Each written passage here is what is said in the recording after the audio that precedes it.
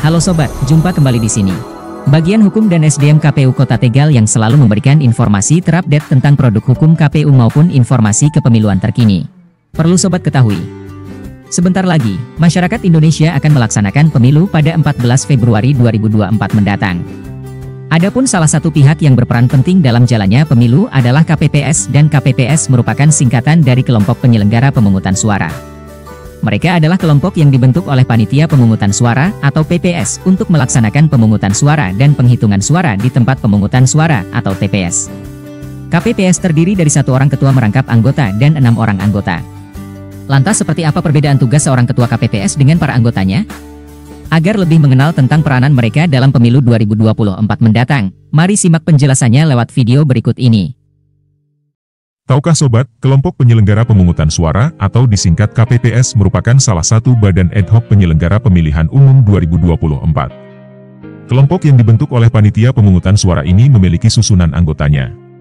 Susunan anggota KPPS beserta tugas, wewenang dan kewajibannya dalam penyelenggaraan pemilu 2024 telah diatur oleh Komisi Pemilihan Umum melalui peraturannya, yaitu Peraturan KPU Nomor 8 Tahun 2023. Pada pasal 28 disebutkan bahwa anggota KPPS berjumlah 7 orang yang berasal dari anggota masyarakat di sekitar tempat pemungutan suara yang memenuhi syarat sesuai dengan ketentuan peraturan perundang-undangan. Di dalam pasal 29 PKPU nomor 8 tahun 2022 ini, dijelaskan susunan keanggotaan KPPS terdiri atas 1 orang ketua KPPS yang dipilih dari dan oleh anggota KPPS juga merangkap sebagai anggota KPPS serta 6 orang anggota KPPS. Anggota KPPS 1-7 memiliki tugas masing-masing pada saat hari pemungutan suara pemilu di TPS. Adapun untuk rincian tugas anggota KPPS 1-7 pada saat pemungutan suara pemilu sebagai berikut, KPPS ke-1, yaitu Ketua KPPS.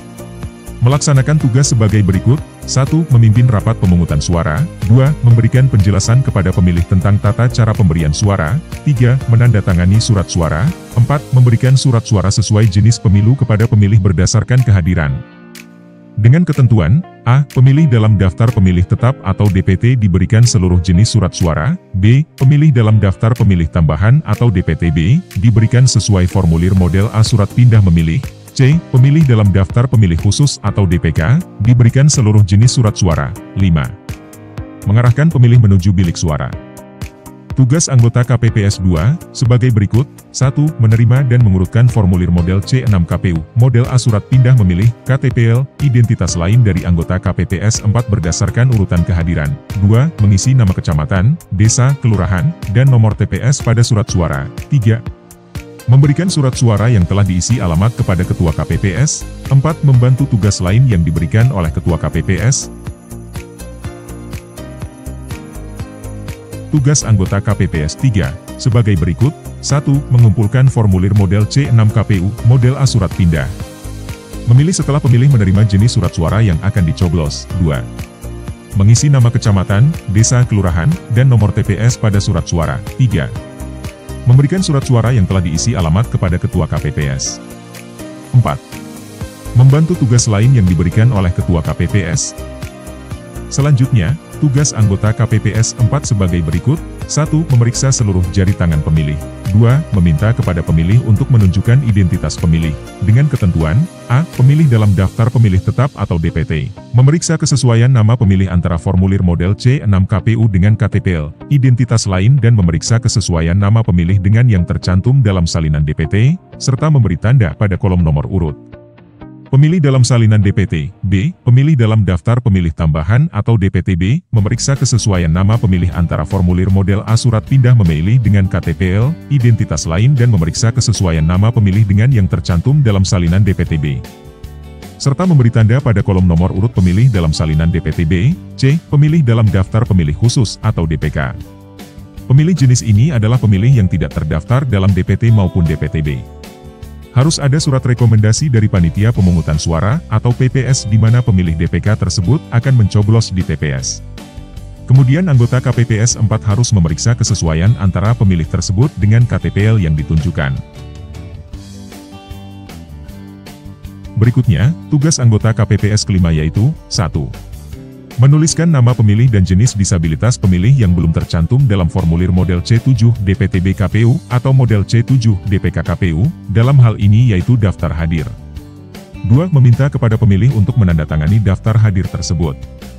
3. Mempersilahkan kepada pemilih untuk menempati tempat duduk yang telah disediakan untuk mendapatkan surat suara yang akan dicoblos sesuai daftar urut kehadiran. Tugas anggota KPPS ke-6, yaitu mengatur dan memastikan pemilih memasukkan masing-masing surat suara sesuai jenis pemilu.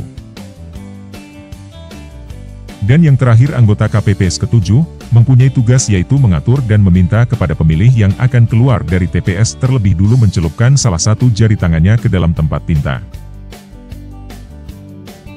Nah, sobat, selain ke-7 anggota KPPS, ada lagi loh petugas yang tak kalah pentingnya dalam menjalankan tugasnya yaitu petugas ketertiban TPS, di pemilu sebelumnya lebih dikenal dengan istilah Linmas. Mereka menjalankan tugasnya untuk menjaga ketentraman, ketertiban, dan keamanan di TPS. Dalam pelaksanaan tugas, satu orang berada di pintu masuk TPS dan satu orang lagi di pintu keluar TPS. Nah sobat, jadi itulah tugas ke-7 anggota KPPS dalam proses pemungutan suara. Selanjutnya akan dijelaskan pula apa tugas ke-7 anggota KPPS ketika proses penghitungan suara. Yuk, jangan kemana-mana dan jangan di-skip ya sob, simak informasi selanjutnya di sini.